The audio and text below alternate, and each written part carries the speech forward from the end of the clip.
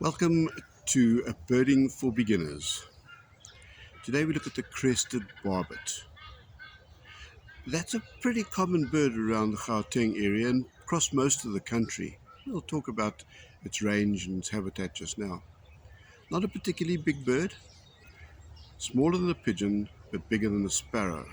Its length 23 to 24 centimeters, weight 60 to 80 grams. These birds are omnivorous, noting they eat both fruit and insects. And if you look at it carefully, you'll see it's quite a large bill, pretty much an all-purpose bill.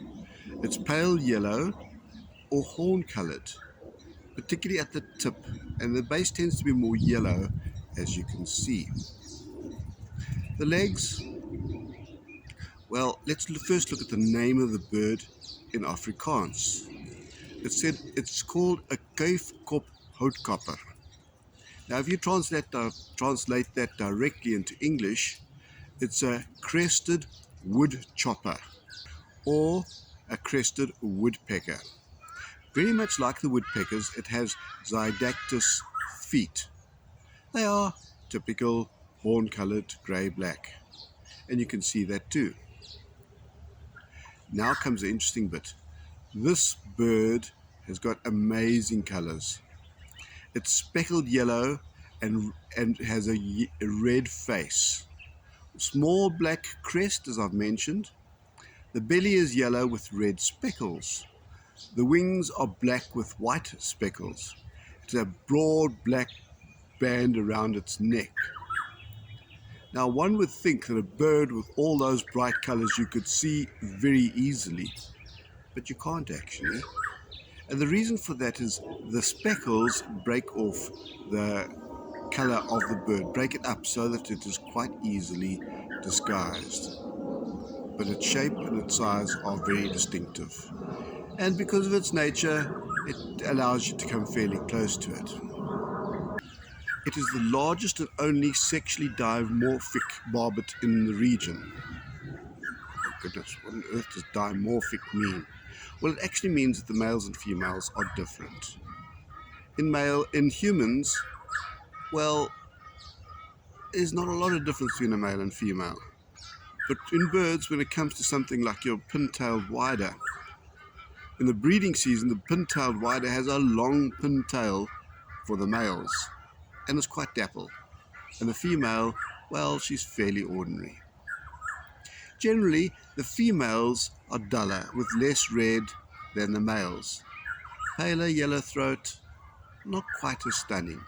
We've seen this before in birds, and it's quite a common trait.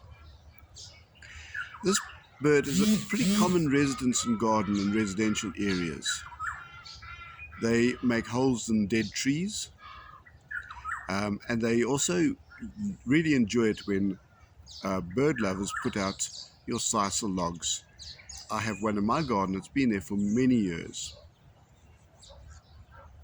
It also inhabits savannas,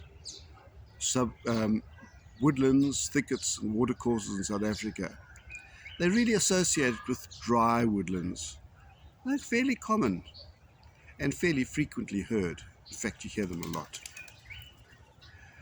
Omnivorous, that means they eat fruit when it's available.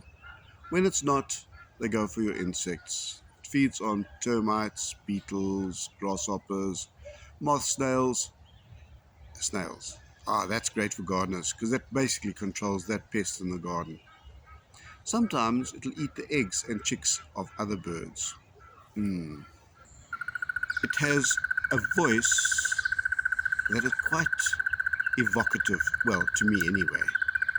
It's very much like an alarm clock with a bell removed. And if you're a bit sleepy in the morning and your alarm clock goes off and goes grrrr for a hang of a long time, you can understand why a crested barbet could be a little bit irritating. What is very remarkable about its call is it can be sustained for a very long time. The birds do this out of an interesting way. It has two lungs like we do, and the difference is that it can operate one lung at a time. So when it's breathing out in one lung, it's breathing in with the other, and vice versa. So it's continually exhaling. And this goes into the voice box, the shrinks. And that enables it to breathe out through its voice box continuously, therefore making their noise or their call without stopping to breathe. With being able to breathe out continuously and make their calls, it probably makes many opera singers just a little bit jealous, not to mention the rap artists who would love to be able to go on and on and on without having to breathe in. My book describes them as unmusical, which is not very complimentary. The Crested Barbet is monogamous and territorial during breeding. One male, one female. The territory size varies according to their habitat. As I've mentioned, they nest in holes in a tree or a nesting box, and they're excavated by both sexes. The height of this nest is between 1.5 and about 4.5 meters above ground, and very, very rarely above 7 meters. The female can lay between 1 and 5 eggs in September to December, and they often have more than one brood per season. And their territorial nature causes them to be very aggressive towards intruders. They have been on record of killing rats and snakes who come too close to their nest. One of the big problems to them is the pesky greater honey guide.